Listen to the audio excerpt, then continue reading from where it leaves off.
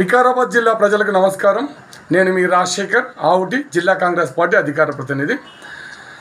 18వ తారీఖు అంటే రేపు శనివారం రోజు బీసీ నాయకులు అలాగే బీసీ ఐక్యవేదిక రాష్ట్ర ఐక్యవేదిక పిలుపు మేరకు ఏదైతే బంద్ తలపెట్టడం జరుగుతుందో ఆ బంద్కి మా పిసిసి అధ్యక్షుల వారు మహేష్ కుమార్ గౌడ్ గారు మరియు మా డిసిసి అధ్యక్షుల వారు రామ్మోహన్ రెడ్డి గారు వారి ఆదేశాల మేరకు కాంగ్రెస్ పార్టీ కార్యకర్తలు, నాయకులు, అభిమానులు దయచేసి సవినయంగా విజ్ఞప్తి చేయడం జరుగుతున్నది.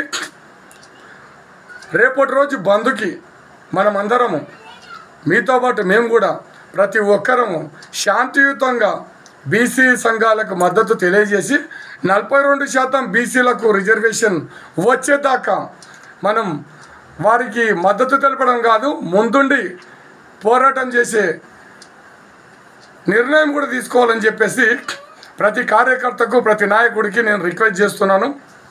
అలాగే బీసీల గురించి చెప్తున్నా.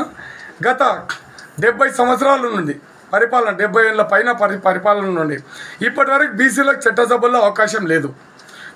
అదే కాకుండా ఇప్పుడు 42% రిజర్వేషన్ ఏదైతే గౌరవ ముఖ్యమంత్రి రేవంత్ రెడ్డి గారు రిజర్వేషన్ స్థానిక సంస్థల ఎలక్షన్లో కల్పిస్తానని చెప్పి ఒక జీవో తెచ్చారో అది ఏదైతే హైకోర్టులో వీగిపోవడం, ఆ తర్వాత సుప్రీంకోర్టుకు ప్రభుత్వం వెళ్ళినా కూడా అక్కడ కూడా కొట్టివేయడం జరిగింది.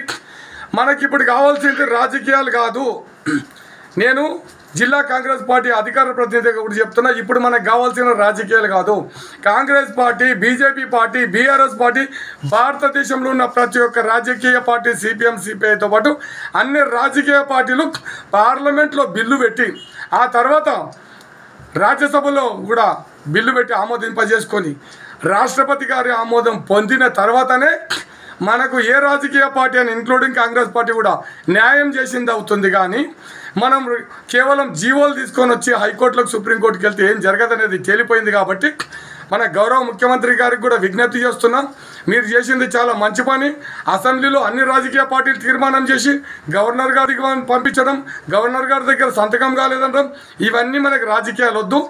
మనకు కావాల్సింది అన్ని రాజకీయ పార్టీలు ఏకమై రాజ్యాంగం 9th షెడ్యూల్లో పెట్టేసి రాజ్యాంగంలో అమెండ్మెంట్ చేసి బీసీలకు చట్టసభల్లో కూడా 42% రిజర్వేషన్ స్థానిక సంస్థలే కాదు చట్టసభల్లో కూడా అవకాశం కల్పించేటట్టుగా చేయాలని చెప్పి తెలియజేస్తూ నేను మీ రాజశేఖర్ ఆవుటి, వికారాబాద్ జిల్లా కాంగ్రెస్ పార్టీ అధికార ప్రతినిధి.